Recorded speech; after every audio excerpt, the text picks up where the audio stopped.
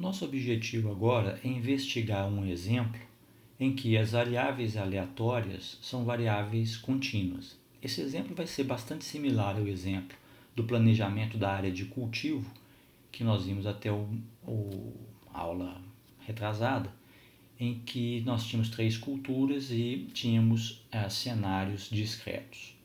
Agora as variáveis aleatórias vão ser contínuas. E o outro objetivo dessa aula é apresentar ou ilustrar a notação que nós discutimos anteriormente para a apresentação implícita ou condensada do problema de programação estocástica. Então, nesse exemplo, nós vamos considerar que a produtividade de cada uma das culturas, milho, trigo e beterraba, é uma variável aleatória, contínua e independente. Na abordagem que nós investigamos no exemplo anterior, a gente havia assumido que essas variáveis aleatórias eram discretas.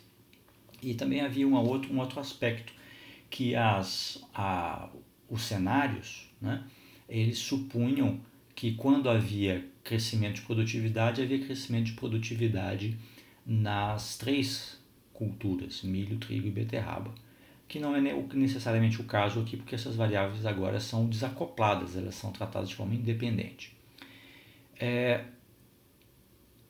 Então, como mencionei, a gente tinha 3 cenários, otimista, neutro e pessimista. Então, essas variáveis aleatórias, no exemplo anterior, elas eram variáveis perfeitamente correlacionadas, né? Para simplificar a apresentação desse exemplo, nós vamos designar a cultura de beterraba B, né, com a sua produtividade por μB e por xB apenas, não indexado em B1 e B2, como a área destinada ao cultivo de beterraba, né? Antes a gente havia indexado em B1 e B2 para fazer distinção em relação àquilo que era cultivado dentro da cota e fora da cota, dentro da cota e fora da cota, e aqui a gente vai condensar a notação usando apenas B. Né? Claro que valem as regras anteriores, o que for produzido dentro da cota tem um lucro mais atrativo e fora da cota tem uma redução no lucro da venda do cultivo. Né? Então, a função de densidade de probabilidade que nós vamos adotar vai ser uma função de densidade de probabilidade uniforme para cada uma dos cultivos. O que significa isso? Significa que nós vamos definir um intervalo, um limite inferior para a produtividade do cultivo J e um limite superior para a produtividade do cultivo J. Esse intervalo ele vai ser determinado por 0,8 vezes a produtividade média do exemplo que nós tínhamos e 1,2 vezes a produtividade média do exemplo que nós tínhamos. Então, na verdade, a gente está considerando o mesmo intervalo que foi considerado para o caso discreto. No caso otimista, SA1, no caso discreto, a gente tinha mais 20% de produtividade para a cultura. E no caso pessimista, a gente tinha menos 20% em relação ao caso base, que era o cenário 2, que era o caso considerado de referência. Então, a produtividade média é a produtividade associada àquele cenário 2, e a partir daí a gente então define essa distribuição de probabilidades que tem essa cara, né? A função de densidade de probabilidade está aqui. Eu tenho L e J sendo esse valor, L, SJ sendo esse valor,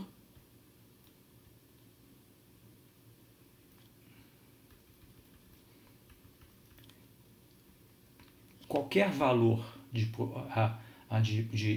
produtividade nesse intervalo é equiprovável. Na verdade, com a distribuição contínua, a probabilidade, né, de você observar aquele valor específico da probabilidade é zero, não é essa a interpretação da função de densidade de probabilidade, é uma função cuja integral de menos infinito a mais infinito é a unidade, né, definição de função de densidade de probabilidade, e para qualquer valor fora desse intervalo aqui, né, essa função densidade de probabilidade é zero. Né? Então, essa função f, né, para que essa integral dela de menos infinito a mais infinito seja 1, essa função densidade e probabilidade ela é o inverso da diferença entre o limite superior e o limite inferior da probabilidade, né? Então, essa quantidade aqui, isso aqui é inverso de L SJ menos L de J.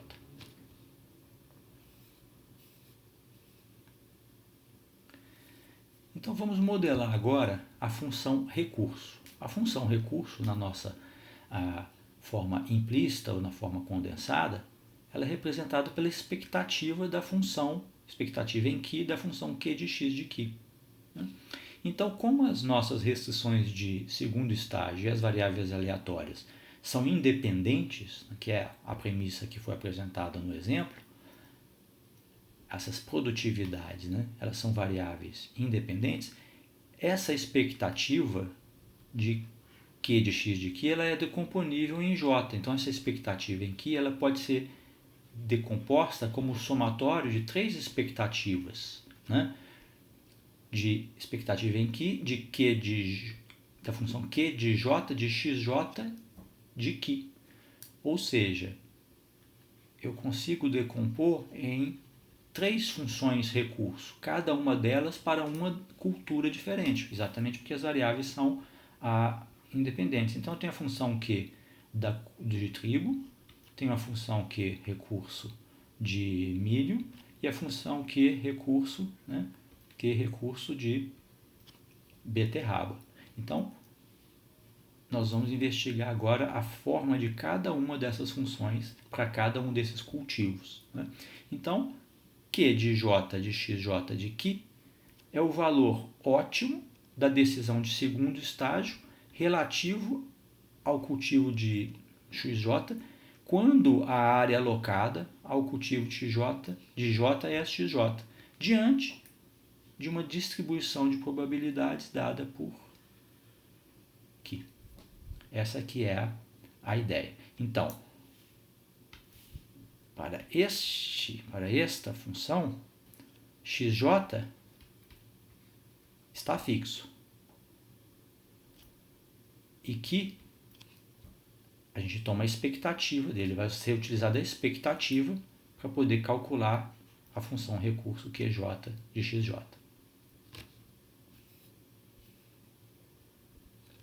Então, vamos deduzir o primeiro caso aqui, que é o caso da função QB de xB de Xi. No caso da função QB/XB de Xi, o que nós temos? Nós temos que a decisão de primeiro estágio relativa a quanto deve ser dedicado, quanto de área deve ser cultivado de beterraba, foi tomado. Isso aqui é um valor, não é uma variável mais, isso aqui é um valor. Então, dado que isso foi escolhido, nós vamos definir o que precisa ser feito como recurso. A variável de recurso, no caso de beterraba, é apenas o que nós vamos vender de beterraba na cota atrativa e na cota menos atrativa, né? Aquilo que passa da cota é a parte não atrativa. Essa restrição está me dizendo o seguinte: tudo que eu vier vender na cota mais aquilo que excede a cota tem que ser limitada por a produtividade de beterraba, que é a função da variável aleatória Xi, vezes essa quantidade XB que está fixa, foi uma escolha atribuída. E a quantidade que eu vou escolher, que eu vou vender dentro da cota, não excede a cota, que é 6.000. A função objetivo, por sua vez, ela é simplesmente minimizar, na verdade, minimizar o lucro, minimizar o negativo do lucro, é maximizar o lucro, menos 36 vezes aquilo que a gente vender dentro da cota e menos 10 vezes aquilo que a gente vender fora da cota, em excesso à cota, né? E essas variáveis são variáveis não negativas. Então, essa é a expressão da formulação explícita para QB/XB de Xi. Em que consiste a decisão ótima? Se eu te der XB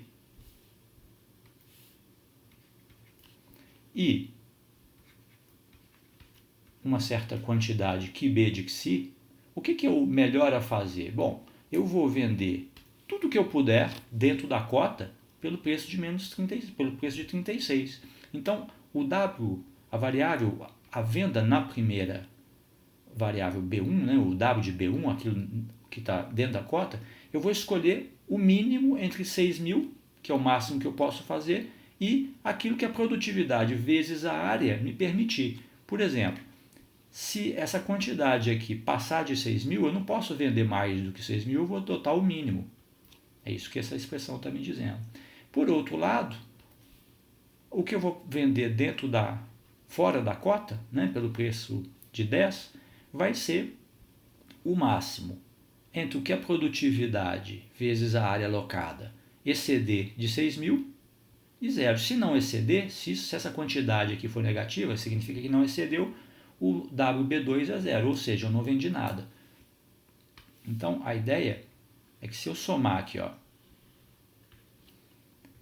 WB1 mais WB2, né,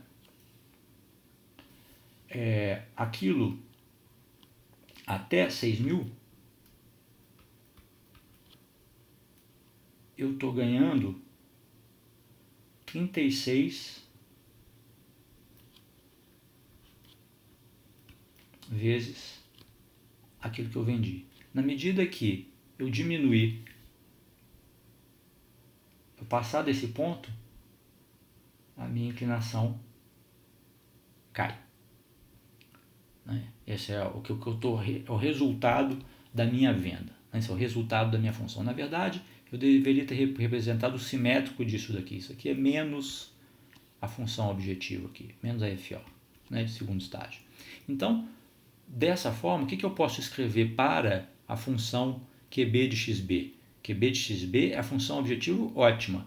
É menos 36, que é o coeficiente da variável WB1, vezes quanto que ela assume no ótimo. Repara, eu estou apresentando uma formulação explícita para a decisão ótima, mais a parcela relativa a WB2, que é menos 10, que é o coeficiente dela, vezes o máximo entre μB de XI por XB menos 6.000 e zero.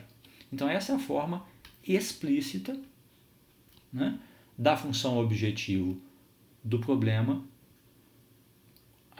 de segundo estágio para um valor XB particular. O que não está sendo feito ainda é tomar a expectativa dessa função em relação a XI.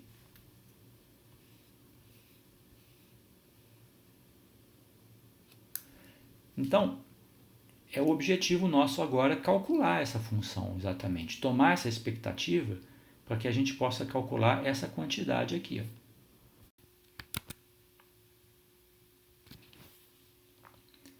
Essa função QB caligráfico, ela vai ser então calculada e nós vamos desmembrar o seu cálculo em 3 casos. O primeiro deles, que é o indicado aqui, para esse primeiro caso, a gente assume que a cota de beterraba sempre vai ser excedida.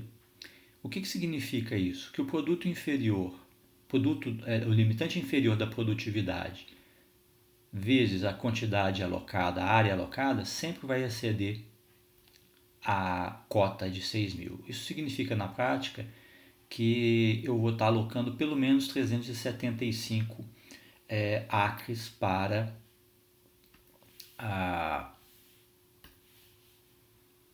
a beterraba. Então, o que eu estou fazendo aqui, o que eu estou fazendo aqui é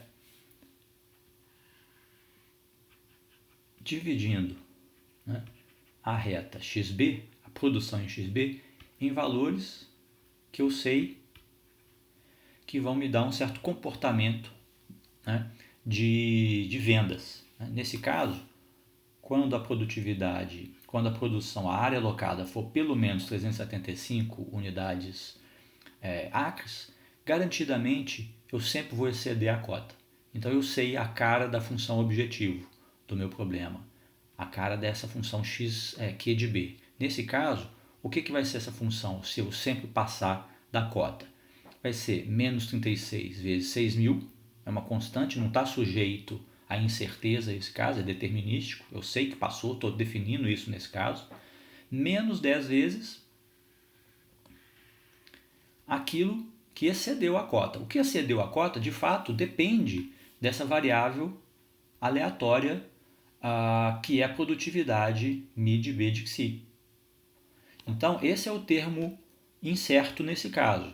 Nós temos então que essa função QB de XB de XI é menos 36 vezes 6.000, menos 10 vezes a produtividade que eu observar, vezes a área alocada, menos 6.000, que é o que foi já contabilizado na parcela anterior. Então, agora, para calcular essa parcela aqui, para calcular a expressão de QB caligráfico para esse caso, o que nós fazemos? Nós temos isso daqui, isso aqui é um valor determinístico, e o que está incerto, né, nós vamos integrar nas probabilidades. Nós vamos considerar isso aqui no seu perfil de probabilidades, que é uma função de distribuição de probabilidades contínua. Então, o que eu estou fazendo aqui? Eu estou integrando essa função QB pela função de distribuição de probabilidades, que eu chamei de F, né? Que eu chamei de F, por D de μB, que é a variável aleatória aqui, nesse caso, né? Então, resolvendo essa integral, nós temos essa função aqui, afim, que determina o caso de QB de XB, quando XB excede essa quantidade de 375 acres. Então, sempre que exceder, igualar o exceder 375, essa é a forma analítica da minha função recurso. Então, essa minha função recurso, essa expressão aqui, menos 156.600, menos 156.000, menos 200 XB, é uma função afim que caracteriza a minha função recurso B, QB de XB, para XB maior ou igual a 375. Essa aqui é a leitura desse resultado.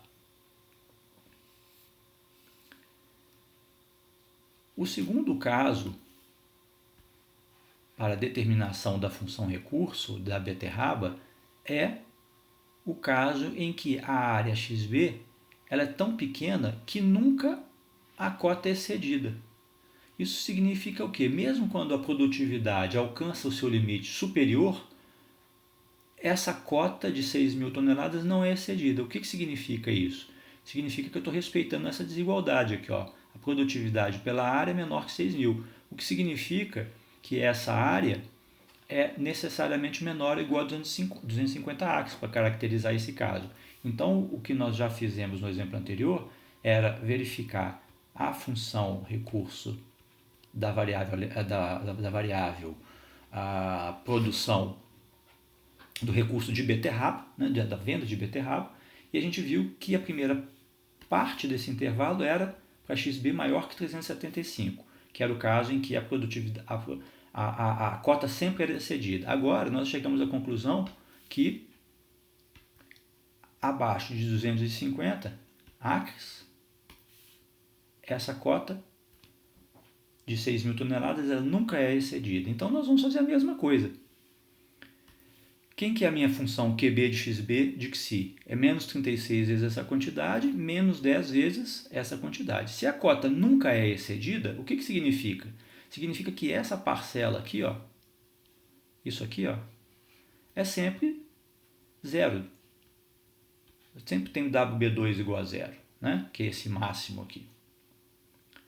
E, então, eu tenho apenas que considerar esse caso aqui na minha integração.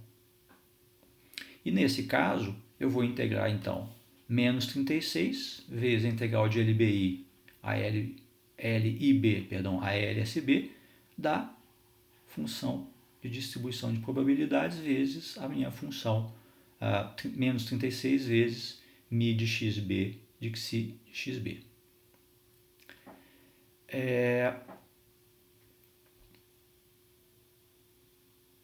que é, fazendo essa continha, né, fazendo essa integração aqui, nós chegamos à conclusão que a função produtividade, né, a função recurso da produção de XB, da área alocada à beterraba, é essa função linear agora, uma função linear, que é menos 720 vezes a área. O caso que sobrou, então, para completar a caracterização da função recurso Q caligráfico de B, é o caso em que a área XB não é tão grande que a cota sempre seja excedida, nem tão pequena que a cota nunca seja excedida. E esse que a gente já sabe qual que é esse intervalo. A gente já determinou os limites inferior e superior desse intervalo. Então a gente sabe que agora, esse caso, a gente está aqui. Ó. Então a gente vai separar esse caso em duas integrais. A integral do limite inferior até a cota dividido por xb. Esse é o limite, uma parte do limite, né, em que eu não estou excedendo a cota, e uma parte, a parte superior, né, em que eu estou excedendo a cota. Então, nessa parcela aqui, ó, eu só estou considerando esse termo. Nesta integral aqui, ó, eu estou considerando os dois termos. Eu excedi, então tem uma parcela na integral relativa a esse termo da função QB de XB de xi e uma parcela relativa a esse termo. Quando que ocorre isso? De 6.000 sobre xb a ls, a limite superior de xb. Então, essa minha função recurso agora para esse caso era o resultado de duas integrações, de dois trechos. Tem algum ponto aqui, ó, de xb, que para o valor verificado de produtividade de xi, eu posso ter eu tenho as duas componentes, né? Eu posso ter as duas componentes, então eu preciso integrar isso daqui, considerando essas duas integrais. Então o resultado dessa função, dessa integração agora é uma função que não é mais linear, é uma função não linear. Então essa é a cara dessa função nesse intervalo. Então se eu observar a reta xb, essa função ela é uma função que tem três funções analíticas dependendo do intervalo em que eu me encontro. No primeiro intervalo, a minha produção é limitada a 250, 375 para frente é um dos outros intervalos, e sanduichado aqui no meio de 250 a 375, o último caso que a gente considerou, que é o caso em que você pode ter as duas situações, a produtividade, né, a variável aleatória assumir um valor que para a área que você alocou, a produtividade, a cota é excedida ou não é excedida, né? Então esse é o resultado que foi considerado aqui.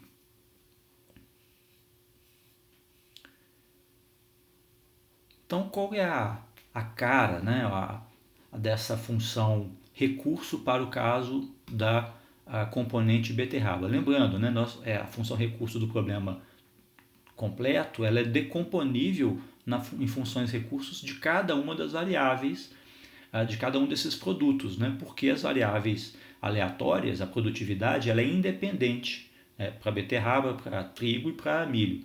Então, essa função QB que nós acabamos, a QB caligráfico que nós acabamos de caracterizar, ela tem essa cara aqui, ó, até 250 é aquela primeira função linear do caso 1. Aqui nós estamos no caso 1. Perdão, aqui é o caso 2. Nós chamamos esse aqui de caso 2. Né? Caso 2. O caso 1 é o caso em que a produtividade excede a área plantada excede 375. Aqui é 250. Né? Então, aqui é o caso 1.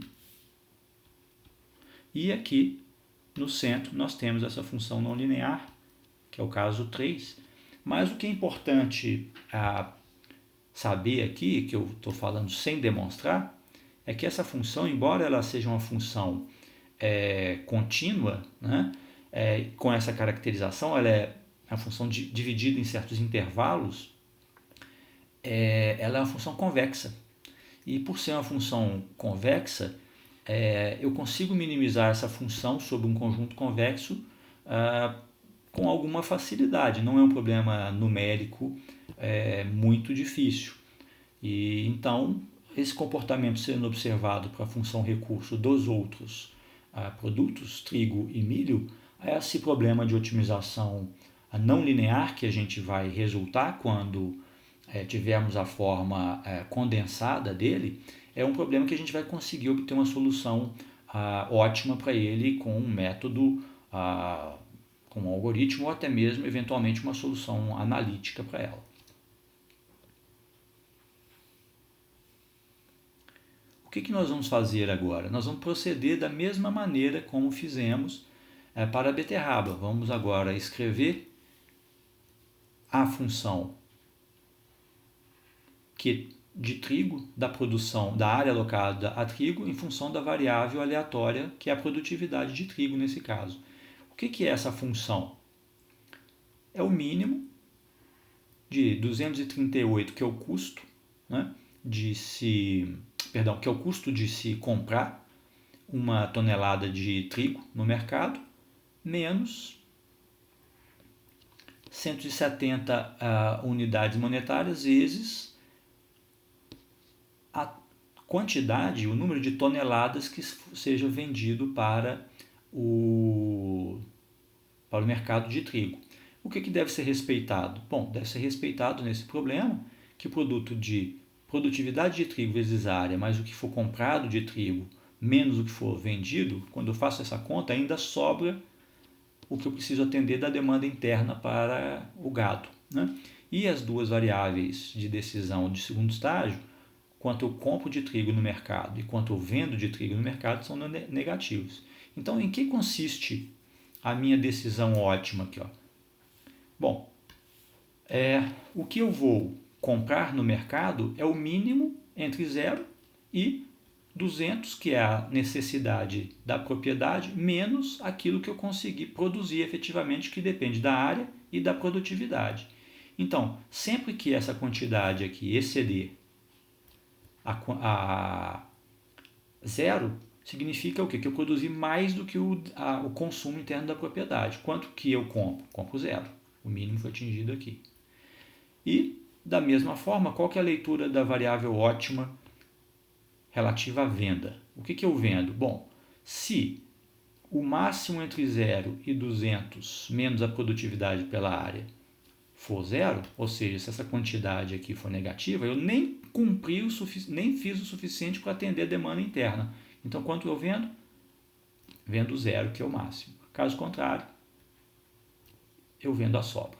Então, a minha função que vai ser integrada é essa função integrada no espaço de probabilidades, né, da produtividade de trigo, é essa função aqui, 238, que é o custo por tonelada comprada, vezes qual é o valor da solução ótima para quantidade comprada, que depende da área alocada e da produtividade. Não sei quanto é xt e quanto é mi/t de xi, mas em algum momento no futuro isso vai ter um valor.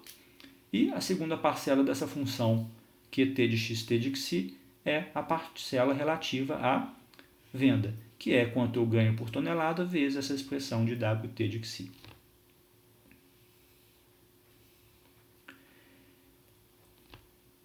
Da mesma forma como nós fizemos para a beterraba, nós decompomos a obtenção da expressão analítica da função recurso em 3 casos. No primeiro caso, em que a produtividade vai ser suficiente, né, para sempre atender a demanda interna. Aqui a comparação não é mais com a quantidade, com uma cota, mas é com uma quantidade que é suficiente para atender a demanda da propriedade. Então, o caso que está sendo considerado aqui é que eu sempre vou atender a demanda interna.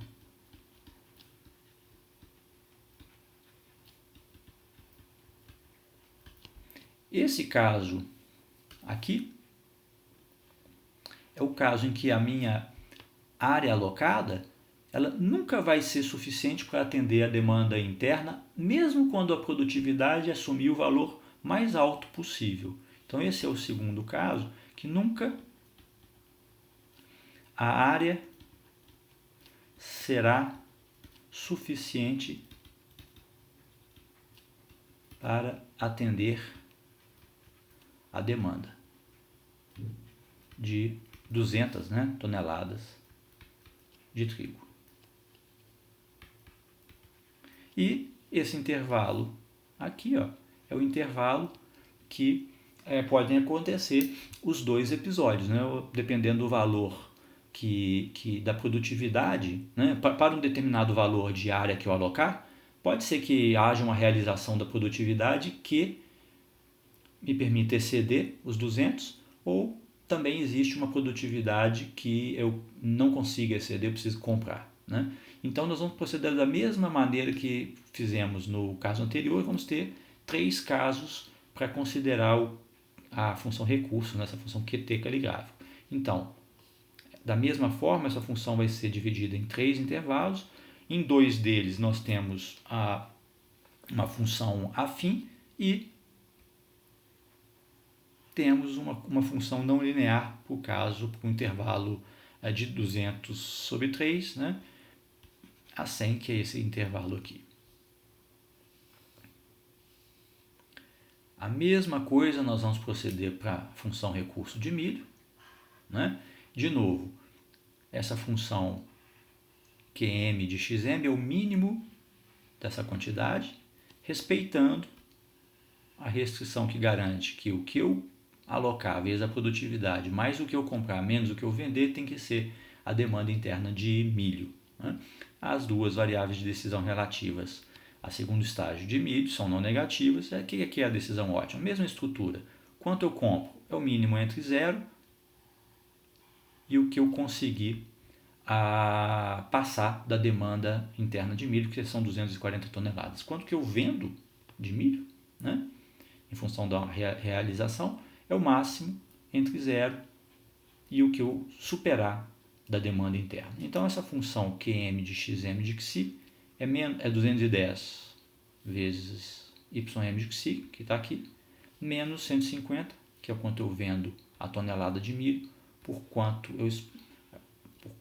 pelo valor da solução ótima WM de XI. Nós vamos proceder da mesma forma também, considerando aqui agora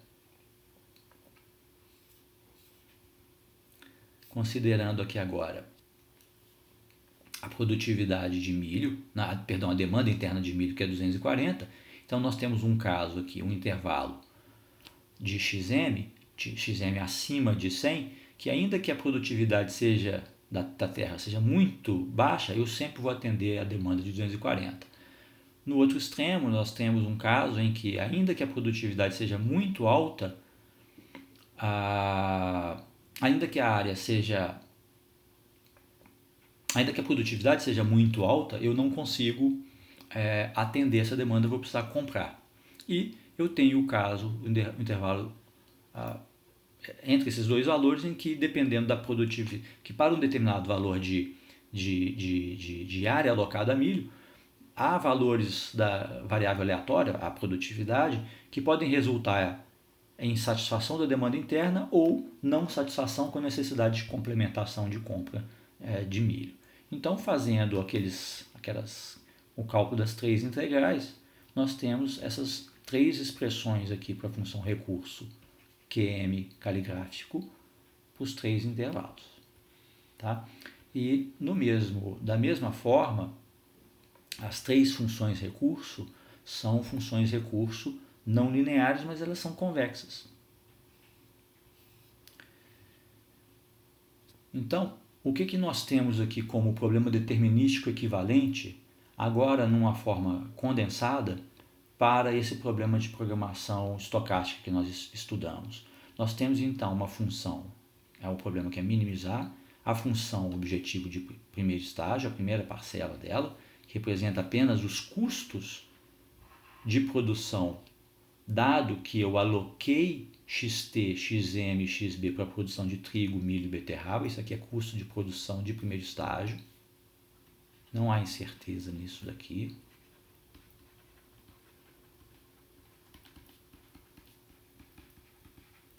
Mais a soma das funções recurso que foram decompostas em função recurso para milho, função recurso para trigo, função recurso para beterraba, cujas expressões foram tratadas nos 3 casos anteriores. Então esse é um problema de programação não linear. Por que ele é não linear? Porque isso tudo aqui, ó, essa função, cada uma dessas funções, QB, QT e QM, são funções não lineares.